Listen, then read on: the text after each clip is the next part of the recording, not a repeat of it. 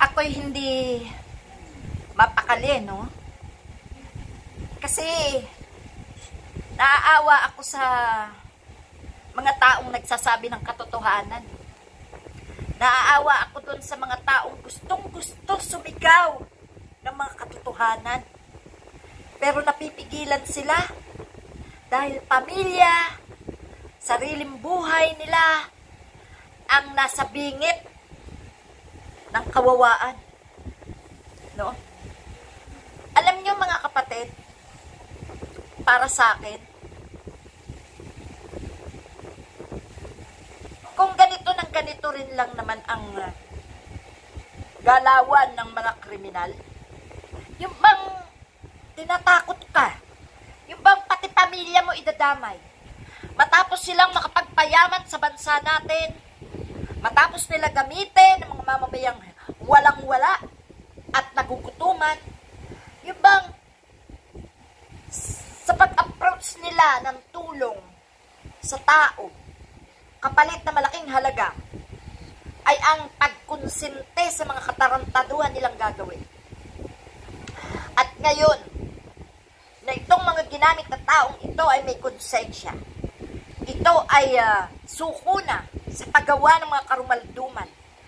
Yung bang nalulukuban na sila ng espiritu ng katotohanan na dapat na nilang ilantad kahit na nga ba ito'y maging sanhi ng kanilang kamatayan. Pero ang iniisip nila dito, pamilya. No? Pamilya. Dahil itong mga hayop na mga kriminal at sangkot sa mga sindikato ay walang puso at walang kaluluwa na kahit sanggol, kahit paslit ay pinapatay nila.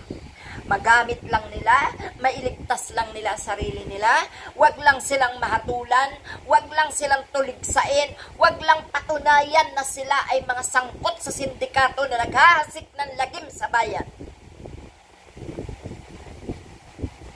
Gobyerno, mga lider, pati ba kayo natatakot na?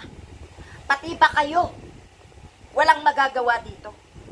Bakit hindi nyo proteksyonan ang mga taong nagsasabi ng katotohanan? Bakit hindi nyo proteksyonan, bigyan ng proteksyon ang mga taong nagtatapat ng mga karumaldumal na nangyayari sa ating bansa?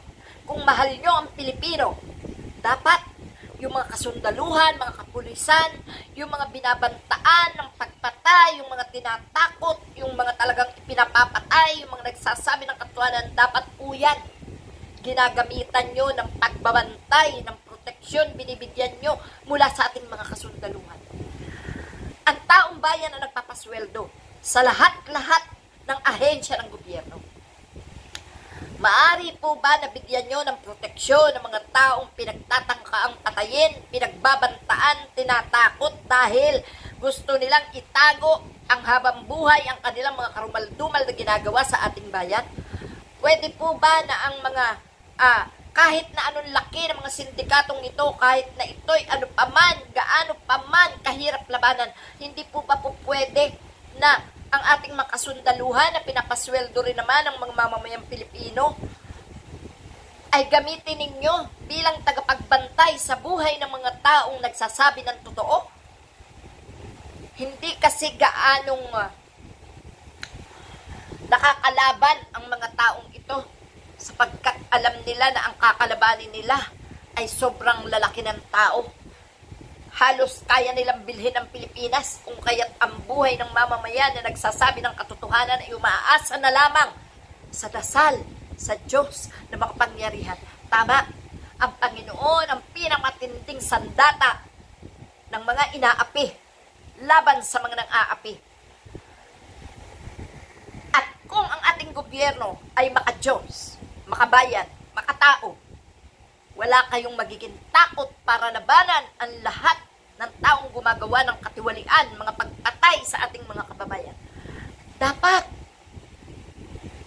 Mr. President, mga tao sa gobyerno, hindi lang si Mr. President ang magdesisyon para sa proteksyon ng mga kaawa-awang Pilipino nagsasabi ng katotohanan para maging malinis ang ating bansa, para maiwasan ang mga patayan, ang mga kaawa-awang naghihirap na kumakagat na lang kahit sa bakal para lang mabuhay.